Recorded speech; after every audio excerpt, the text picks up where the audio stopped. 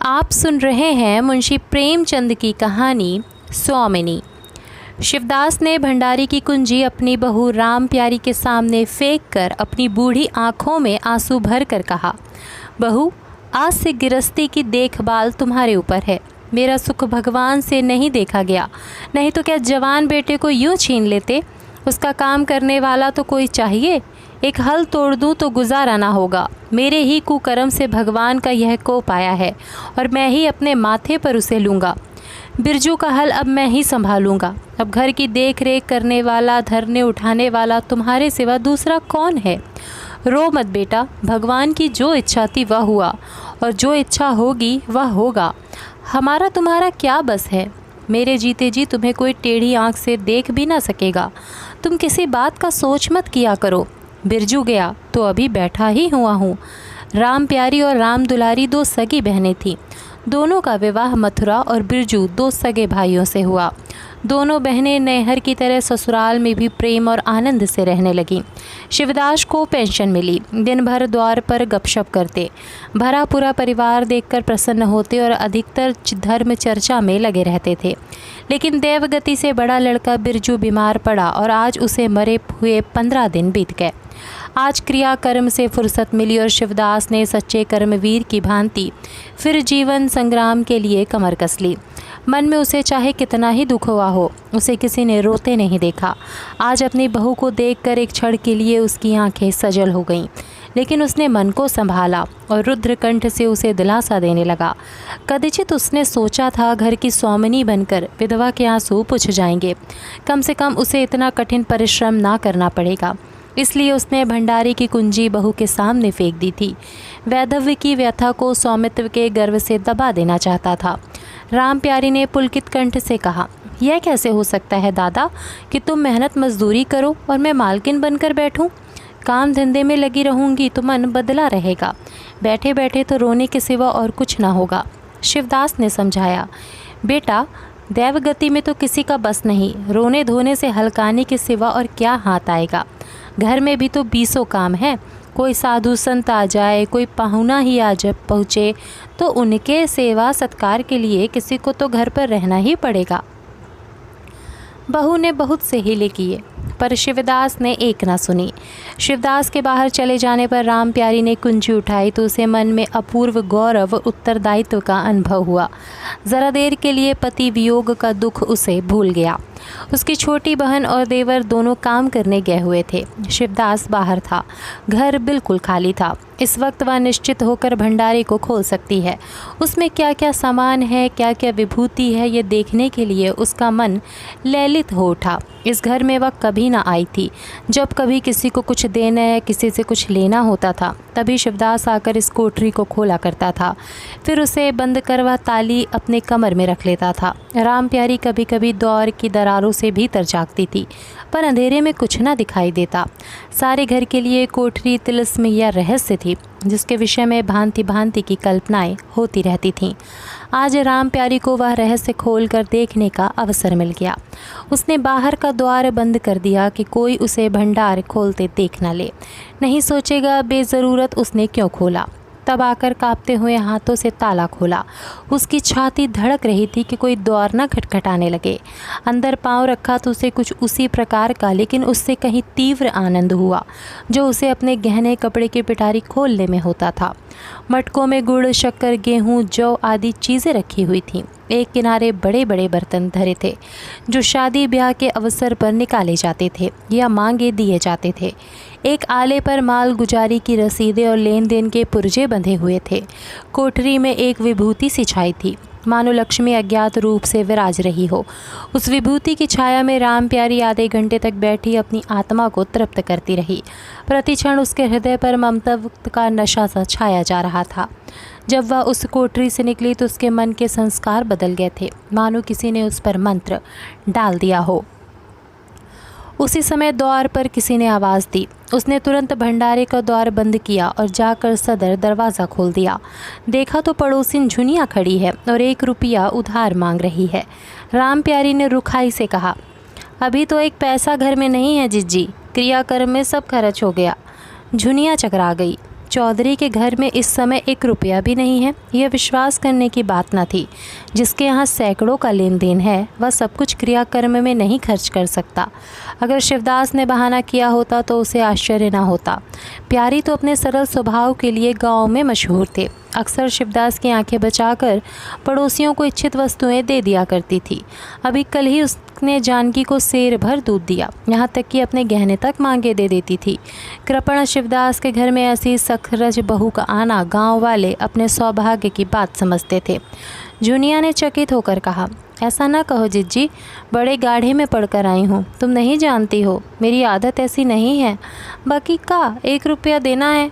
प्यादा द्वार पे खड़ा बकझक कर रहा है, रुपया दे दो तो किसी तरह यह विपत्ति टले। मैं आज के 8वें दिन आकर दे जाऊंगी। गांव में और कौन घर है जहां मांगने जाऊं। प्यारी टस से मस ना हुई। उसके जाते ही प्यारी सांझ के लिए रसोई पानी का इंतज़ाम करने लगी। पहले चावल दाल बिनना आपार लगता था और रसोई में जाना तो सूली पर चढ़ने से कम न था। कुछ देर बहनों में झाँव झाँव होती, तब शिवदास आकर कहते, क्या आज रसोई न बनेगी? तो 2 में से एक उठती और मोटे मोटे टिक्कर लगा कर रख देती, मानो बैलों का रातिब हो। आज प्यारी तनमन से रसोई के प्रबंध में लगी हुई है। अब वह घर की सोमनी है। तब उसने बाहर निकल कर देखा कितना कूड़ा करकट पड़ा हुआ है। बुढ़ऊ दिन भर मक्खी मारा करते हैं, इतना भी नहीं होता कि जरा झाड़ू ही लगाते। अब क्या इनसे इतना भी ना होगा? द्वार चिकना होना चाहिए कि देखकर आदमी का मन प्रसन्न हो जाए, यह नहीं कि उबकाई आने लगे। अभी कह दूं तो तिनक उठे। अच्छा मुन्नी नांद से अलग क्यों खड़ी है? उसने मुन्नी के पास जाकर नांद में झांका, दुर्गंध आ रही थी। ठीक मालूम होता है महीनों से पानी की नहीं बदला गया। इस तरह तो गाय रह चुकी, अपना पेट भर लिया, छुट्टी हुई, और किसी से क्या मतलब। हाँ, दूध सबको अच्छा लगता है। दादा दौर पर बैठे चिलम पी रहे हैं, मगर इतना नहीं होता कि 4 घड़ा पानी नांद में डाल दें। मजूर रखा है, वह भी 3 कौड़ी का, खाने को ढेर सेर, काम करते नानी मरती है। आ जाता है तो पूछती हूँ, नांद में पानी क्यों नहीं बदला? रहना हो तो रहे या जाए, आदमी बहुत मिलेंगे। चारों ओर तो लोग मारे मारे फिर रहे हैं। आखिर उससे रहा ना गया, घड़ा उठाकर पानी लाने चली। शिवदास ने पुकारा, पानी क्या होगा बहू, इसमें पानी भरा हुआ है। प्यारी ने कहा, नांद का पानी सड़ गया है। मुन्नी भूसे में मुंह नहीं डालती, देखते नहीं हो कोस भर दूर खड़ी है। शिवदास मार्मिक भाव से मुस्कुराए और आकर बहू के हाथ से घड़ा ले लिया। कई महीने बीत गए। प्यारी के अधिकार में आते ही उस घर में जैसे वसंत आ गया। भीतर बाहर जहाँ देखिए किसी निपुण प्रबंधक के हस्तकौशल, सुविचार और सुरुचि के चिन्ह दिखते थे। प्यारी ने गृह यंत्र की ऐसी चाबी कस दी थी कि सभी पुर्जे ठीक ठाक चलने लगे थे। भोजन पहले से अच्छा मिलता है और समय पर मिलता है। दूध ज़्यादा होता है, घी ज़्यादा होता है और काम भी ज़्यादा होता है। प्यारी न खुद विश्राम लेती है, न दूसरों को विश्राम लेने देती है। घर में ऐसी बरकत आ गई कि जो चीज़ मांगो घर में ही निकल आती है। आदमी से लेकर जानवर तक सभी स्वस्थ दिखाई देते हैं। अब वह पहले की सी दशा नहीं कि कोई चिथड़े लपेटे घूम रहा है, किसी को गहने की धुन सवार है। हाँ, अगर कोई रुग्ण और चिंतित तथा मलिन वेश में है तो वह प्यारी है। फिर भी सारा घर उससे जलता है, यहाँ तक कि बूढ़े शिवदास भी कभी कभी उसकी बदगोई करते हैं। किसी को पहर रात रहे उठना अच्छा नहीं लगता। मेहनत से सभी जी चुराते हैं, फिर भी यह सब मानते हैं कि प्यारी ना हो तो घर का काम ना चले। और तो और दोनों बहनों में अब भी उतना अपनापन नहीं। प्रातःकाल का समय था। दुलारी ने हाथों के कड़े लाकर प्यारी के सामने पटक दिए और घुन्नाई हुई बोली, लेकर इसे भी भंडारे में बंद कर दे। प्यारी ने कड़े उठा लिए और कोमल स्वर से कहा, कह तो दिया, हाथ में रुपए आने दे, बनवा दूंगी। अभी ऐसा घिस नहीं गया है कि आज ही उतार कर फेंक दिया जाए।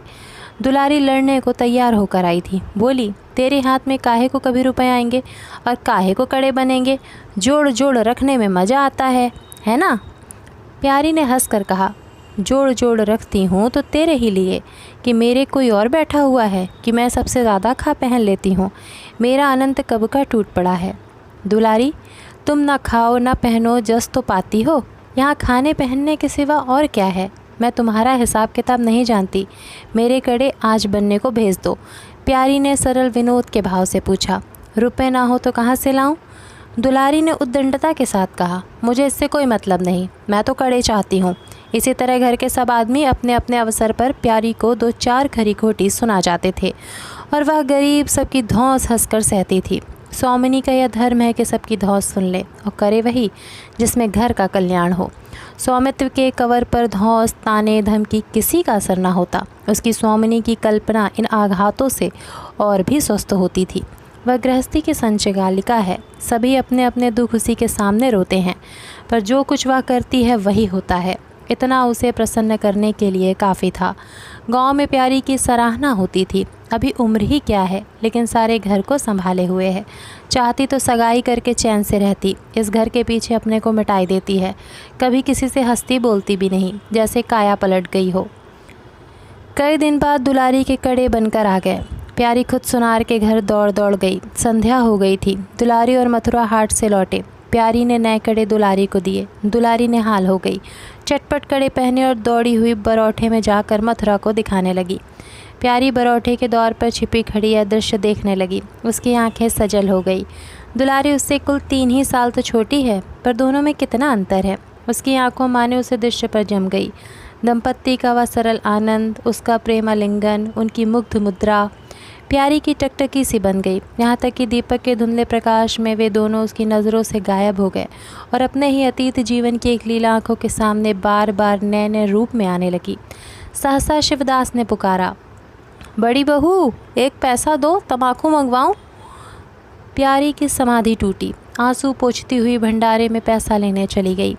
एक एक करके प्यारी के गहने उसके हाथ से निकलते जाते थे। वह चाहती थी मेरा घर गांव में सबसे संपन्न समझा जाए, और इस महत्वाकांक्षा का मूल्य देना पड़ता था। कभी घर की मरम्मत के लिए और कभी बैलों की नई गोई खरीदने के लिए, कभी नातेदारों के व्यवहारों के लिए, कभी बीमारों की दवा दारू के लिए रुपए की ज़रूरत पड़ती रहती थी।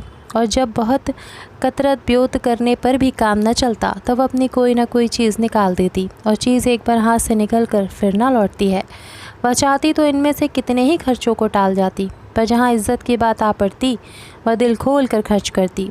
अगर गांव में हेटी हो गई तो क्या बात रही, लोग उसी का नाम तो धरेंगे। दुलारी के पास भी गहने थे। 2-1 चीज़ें मथुरा के पास भी थी, लेकिन प्यारी उनकी चीज़ें ना छूती। उनके खाने पहनने के दिन हैं, वे इस जंजाल में क्यों फंसे। दुलारी को लड़का हुआ तो प्यारी ने धूम से जन्मोत्सव मनाने का प्रस्ताव किया। शिवदास ने विरोध किया। क्या फ़ायदा, जब भगवान की दया से सगाई ब्याह के दिन आएंगे तो धूमधाम कर लेना। प्यारी का हौसलों से भरा दिल भला क्यों मानता। बोली, कैसी बात कहते हो दादा, पहलौठे लड़के के लिए भी धूमधाम ना हुई तो कब होगी। मन तो नहीं मानता, फिर दुनिया क्या कहेगी। नाम बड़े, दर्शन छोटे। मैं तुमसे कुछ नहीं मांगती, अपना सारा सरंजाम कर लूँगी, गहनों के माथे जाएगी, और क्या। शिवदास ने चिंतित होकर कहा, इस तरह एक दिन धागा भी ना बचेगा। कितना समझाया। बेटा, भाई भौजाई किसी के नहीं होते। अपने पास 2 चीज़ें रहेंगी तो सब मुँह जोहेंगे, नहीं कोई सीधे बात भी ना करेगा। प्यारी ने ऐसा मुंह बनाया मानो वह ऐसी बूढ़ी बातें बहुत सुन चुकी है, और बोली, जो अपने हैं वे भी ना पूछें तो भी अपने ही रहते हैं। मेरा धर्म मेरे साथ है, उनका धर्म उनके साथ है। मर जाऊंगी तो क्या छाती पर लात ले जाऊंगी। धूमधाम से जन्मोत्सव मनाया गया। बरही के दिन सारी बिरादरी का भोज हुआ। लोग खा पी कर चले गए। प्यारी दिन भर की थकी मांदी आंगन में एक टाट का टुकड़ा बिछाकर कमर सीधी करने लगी। आंखें झपक गई। मथुरा उसी वक्त घर में आया। नवजात पुत्र को देखने के लिए उसका चित्त व्याकुल हो रहा था। दुलारी सौर गृह से निकल चुकी थी। गर्भावस्था में उसकी देह क्षीण हो गई थी, मुँह भी उतर गया था, पर आज स्वस्थता की ललिमा मुख पर छाई हुई थी। सौर के संयम और पौष्टिक भोजन ने देह को चिकना कर दिया था। मथुरा उसे आंगन में देखते ही समीप आ गया और एक बार प्यारी की ओर ताककर उसके निद्रामग्न होने का निश्चय करके उसने शिशु को गोद में ले लिया और उसका मुंह चूमने लगा। आहट पाकर प्यारी की आंखें खुल गईं, पर उसने नींद का बहाना किया और अधखुली आंखों से यह आनंद क्रीड़ा देखने लगी। माता और पिता दोनों बारी बारी से बालक को चूमते, गले लगाते और उसके मुख को निहारते थे। कितना स्वर्गीय आनंद था। प्यारी की तृषित लालसा एक क्षण के लिए स्वामिनी को भूल गई। जैसे लगाम से मुखबद्ध, बोझ से लदा हुआ, हाँकने वाले के चाबुक से पीड़ित, दौड़ते दौड़ते बेदम तुरंग हिनहिनाने की आवाज़ सुनकर कनौतियाँ खड़ी कर लेता है और परिस्थिति को भूल कर एक दबी हुई हिनहिनाहट से उसका जवाब देता है। कुछ वही दशा प्यारी की हुई। उसका मातृत्व जो पिंजरे में बंद मूक निश्चेत पड़ा हुआ था, समीप से आने वाली मातृत्व की चहकार सुनकर जैसे जाग पड़ा और चिंताओं के उस पिंजरे से निकलने के लिए पंख फड़फड़ाने लगा। मथुरा ने कहा, यह मेरा लड़का है। दुलारी ने बालक को गोद में चिपटा कर कहा, हाँ क्यों नहीं, तुम्ही ने तो 9 महीने पेट में रखा है। सासत तो मेरी हुई, बाप कहलाने के लिए तुम कूद पड़ो। मथुरा, मेरा लड़का न होता तो मेरी सूरत का क्यों होता? चेहरा मोहरा रंग रूप सब मेरा ही सा है कि नहीं? दुलारी, इससे क्या होता है? बीज बनिए के घर से आता है, खेत किसान का होता है। उपज बनिए की नहीं होती, किसान की होती है। मथुरा, बातों में तुमसे कोई न जीतेगा। मेरा लड़का बड़ा हो जाएगा तो मैं दौर पर बैठकर मज़े से हुक्का पिया करूँगा। दुलारी, मेरा लड़का पढ़े लिखेगा, कोई बड़ा हुक्का पाएगा? तुम्हारी तरह दिन भर बैल के पीछे ना चलेगा। मालकिन से कहना है कल एक पालना बनवा दे। मथुरा, अब बहुत सवेरे ना उठा करना और छाती फाड़कर काम भी ना करना। दुलारी, क्या महारानी जीने देगी? मथुरा, मुझे तो बेचारी पर दया आती है। उसके कौन बैठा हुआ है, हम लोगों के लिए मरती है। भैया होते तो अब तक 2-3 बच्चों की माँ हो गई होती। प्यारी के कंठ में आंसुओं का ऐसा वेग उठा कि उसे रोकने में सारी देह कांप उठी। अपना वंचित जीवन उसे मरुस्थल सा लगा, जिसकी सूखी रेत पर वह हरा भरा बाग लगाने की निष्फल चेष्टा कर रही थी। कुछ दिनों के बाद शिवदास भी मर गया। उधर दुलारी के 2 बच्चे और हुए। वह भी अधिकतर बच्चों के लालन पालन में व्यस्त रहने लगी। खेती का काम मजदूरों पर आ पड़ा। मथुरा मजदूर तो अच्छा था, संचालक अच्छा न था। उसे स्वतंत्र रूप से काम लेने का कभी अवसर न मिला। खुद पहले भाई की निगरानी में काम करता रहा, बाद को बाप की निगरानी में काम करने लगा। खेती का तार भी न जानता था। वहीं मजूर उसके यहाँ टिकते थे जो मेहनत नहीं खुशामद करने में कुशल होते थे। इसलिए प्यारी को अब दिन में 2-4 चक्कर हार के भी लगाना पड़ता। कहने को अब भी मालकिन थी, पर वास्तव में घर भर की सेविका थी। मजूर भी उससे त्योरियां बदलते, जमींदार का प्यादा भी उस पर धौंस जमाता। भोजन में भी किफ़ायत करनी पड़ती। लड़कों को तो जितनी बार मांगे उतनी बार कुछ न कुछ चाहिए। दुलारी तो लड़कौरी थी, उसे भरपूर भोजन चाहिए। मथुरा घर का सरदार था, उसके इस अधिकार को कौन छीन सकता था? मजूर भला क्यों ये रियायत करने लगे थे? सारी कसर प्यारी पर निकलती थी। वही एक फालतू चीज़ थी। अगर आधा पेट खाए तो किसी को हानि न हो सकती थी। 30 वर्ष की अवस्था में उसके बाल पक गए, कमर झुक गई, आंखों की जोत कम हो गई, मगर वह प्रसन्न थी। स्वामित्व का गौरव इन सारे जख्मों पर मरहम का काम करता था। एक दिन मथुरा ने कहा, भाभी अब तो कहीं परदेश जाने का जी होता है। यहाँ तो कमाई में बरकत नहीं, किसी तरह पेट की रोटी चल जाती है, वह भी रोध होकर। कई आदमी पूरब से आए हैं, वे कहते हैं वहाँ 2-3 रुपए रोज़ की मजूरी होगी, 4-5 साल भी रह गया तो माला माल हो जाऊँगा। अब आगे लड़के बाले हुए, इनके लिए कुछ तो करना ही चाहिए। दुलारी ने समर्थन किया, हाथ में 4 पैसे होंगे, लड़कों को पढ़ाएंगे लिखाएंगे। हमारी तो किसी तरह कट गई, लड़कों को तो आदमी बनाना है। प्यारी यह प्रस्ताव सुनकर अवाक रह गई, उनका मुंह ताकने लगी। इसके पहले इस तरह की बातचीत कभी ना हुई थी। यह धुन कैसे सवार हो गई? उसे संदेह हुआ, शायद मेरे कारण यह भावना उत्पन्न हुई। बोली, मैं तो जाने को ना कहूँगी, आगे जैसी इच्छा हो। लड़कों को पढ़ाने लिखाने के लिए यहाँ भी तो मदरसा है। फिर क्या नित्य यही दिन बने रहेंगे? 2-3 साल भी खेती बन गई तो सब कुछ हो जाएगा। मथुरा, इतने दिन खेती करते हो गए, जब अब तक ना बनी तो अब क्या बन जाएगी? इस तरह एक दिन चल देंगे, मन की मन में रह जाएगी। फिर अब पौरुख भी तो थक रहा है, यह खेती कौन संभालेगा? लड़कों को मैं चक्की में जोत कर उनकी ज़िंदगी नहीं खराब करना चाहता। प्यारी ने आंखों में आंसू लाकर कहा, भैया घर पर जब तक आधी मिले सारी के लिए ना धावना चाहिए।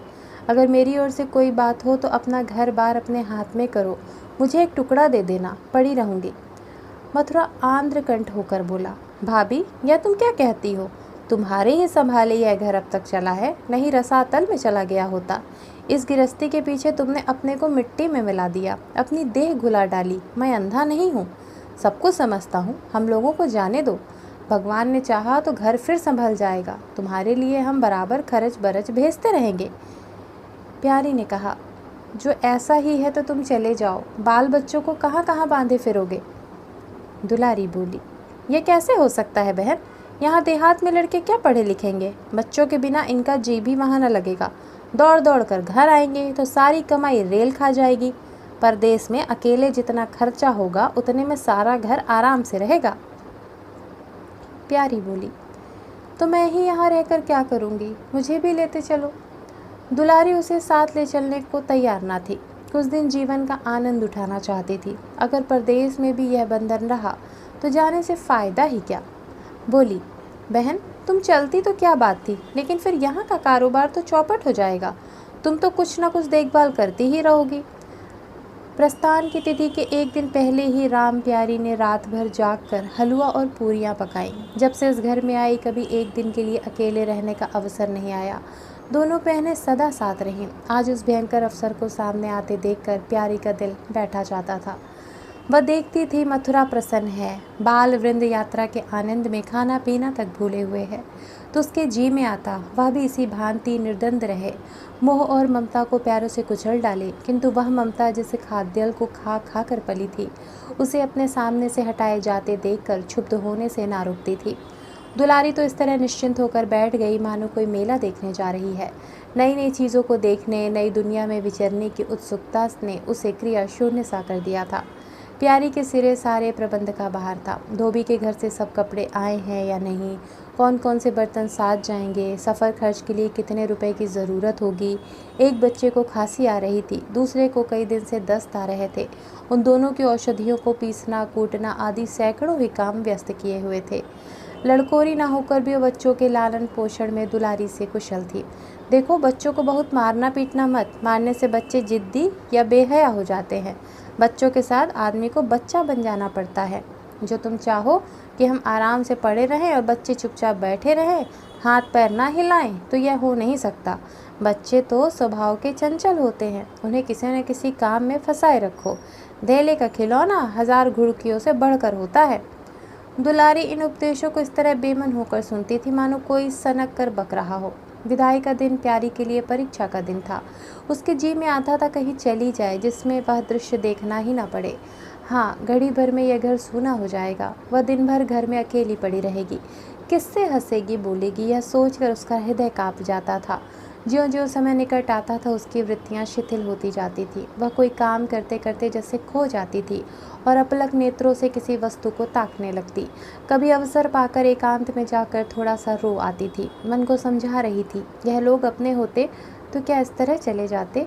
यह तो मानने का नाता है, किसी पर कोई ज़बरदस्ती थोड़ी है। दूसरों के लिए कितना ही मरो तो भी अपने नहीं होते। पानी तेल में कितना ही मिले फिर भी अलग ही रहेगा। बच्चे नए नए कुर्ते पहने नवाब बने घूम रहे थे। प्यारी उन्हें प्यार करने के लिए गोद लेना चाहती तो रोने का सा मुँह बनाकर छुड़ाकर भाग जाते। वह क्या जानती थी कि ऐसे अवसर पर बहुधा अपने बच्चे भी निष्ठुर हो जाते हैं। 10 बजते बजते द्वार पर बैलगाड़ी आ गई। लड़के पहले ही से उस पर जा बैठे। गांव के कितने स्त्री पुरुष मिलने आए। प्यारी को इस समय उनका आना बुरा लग रहा था।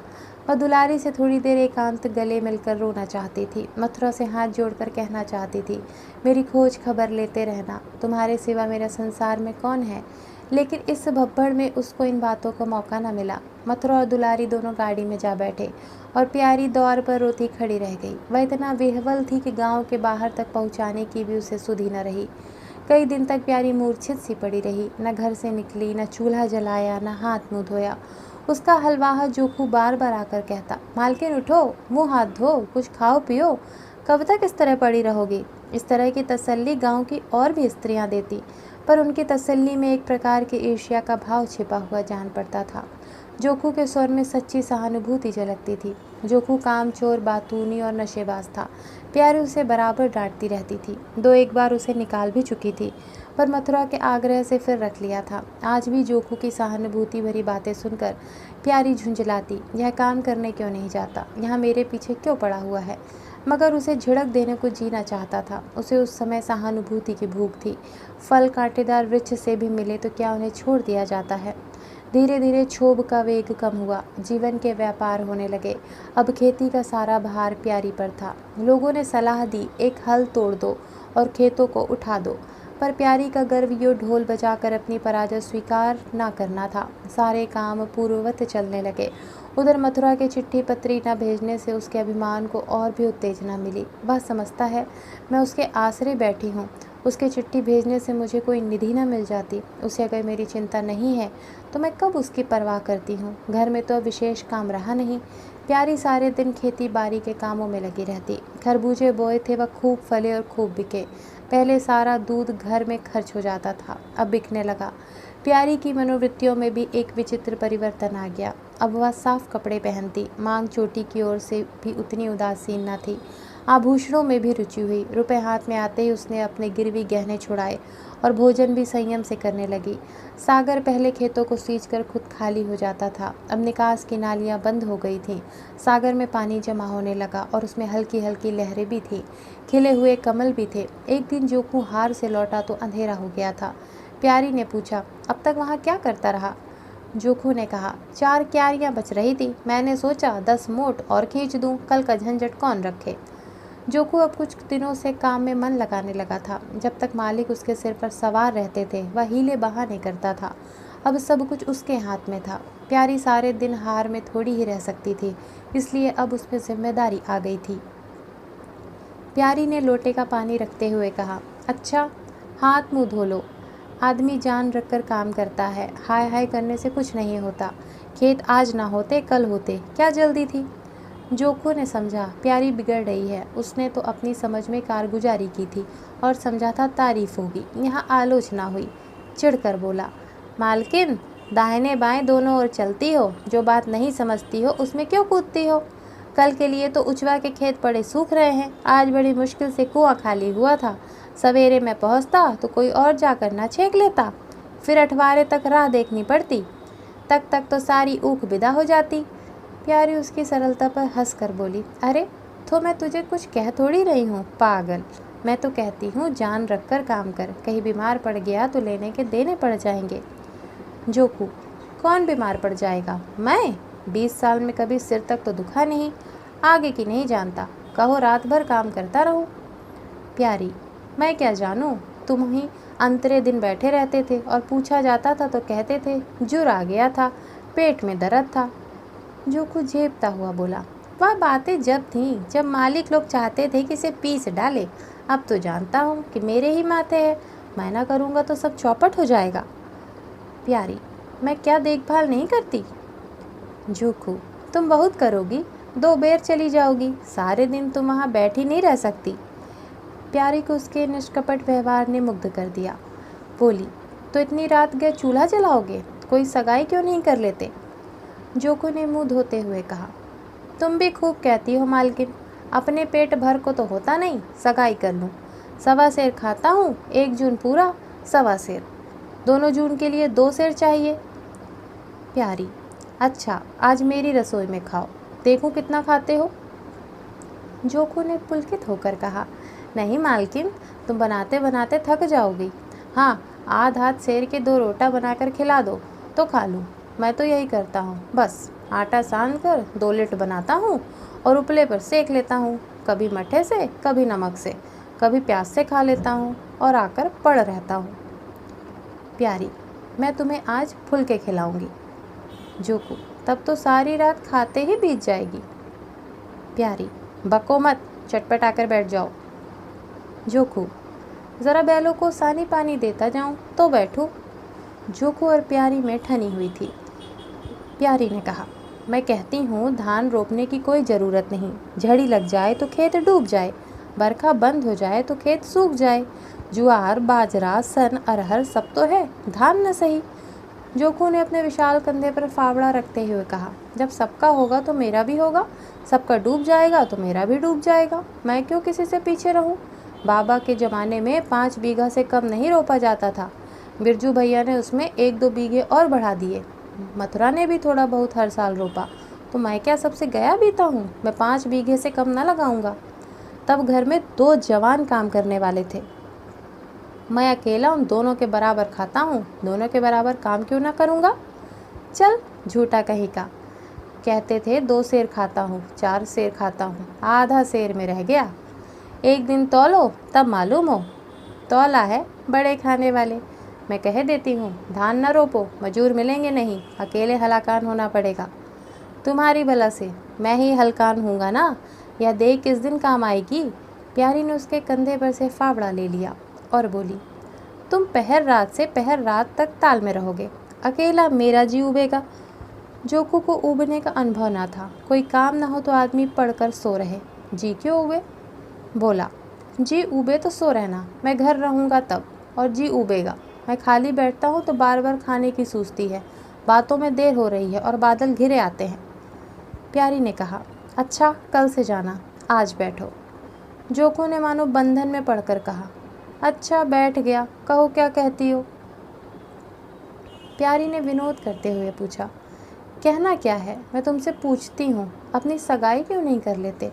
अकेले मरती हूँ तब 1 से 2 हो जाऊँगी।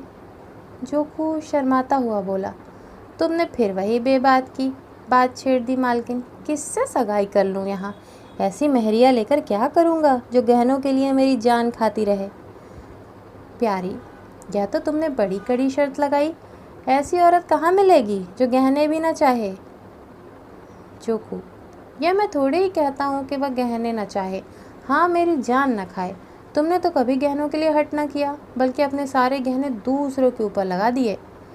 प्यारी के कपोलों पर हल्का सा रंग आ गया। बोली, अच्छा और क्या चाहते हो। जोकू, मैं कहने लगूंगा तो बिगड़ जाओगे। प्यारी की आंखों में लज्जा की एक रेखा नजर आई। बोली, बिगड़ने की बात कहोगे तो जरूर बिगड़ूंगी। जोकू, तो मैं ना कहूँगा। प्यारी ने उसे पीछे की ओर ठेलते हुए कहा, कहोगे कैसे नहीं, मैं कहला के छोड़ूंगी। जोकू, मैं चाहता हूँ कि वह तुम्हारी तरह हो, ऐसी गंभीर हो, ऐसी ही बातचीत में चतुर हो, ऐसा ही अच्छा पकाती हो, ऐसी ही किफ़ायती हो, ऐसी ही हंसमुख हो। बस ऐसी औरत मिलेगी तो करूँगा, नहीं इसी तरह पड़ा रहूँगा। प्यारी का मुख लज्जा से आरक्त हो गया। उसने पीछे हटकर कहा, तुम बड़े नटखट हो। हंसी हंसी में सब कुछ कह गए। आप सुन रहे थे मुंशी प्रेमचंद की कहानी स्वामिनी। तो दोस्तों, अगर मेरी आवाज़ में आपको ये कहानी पसंद आई हो तो प्लीज़ मेरे चैनल को ज़्यादा से ज़्यादा लाइक कीजिएगा, शेयर कीजिएगा और सब्सक्राइब कीजिएगा, और अपने उन दोस्तों के साथ शेयर कीजिएगा जो रुचि रखते हैं हिंदी कहानियों में और हिंदी साहित्य में। तो मिलते हैं एक नई कहानी के साथ, तब तक के लिए रखिए अपना ख्याल।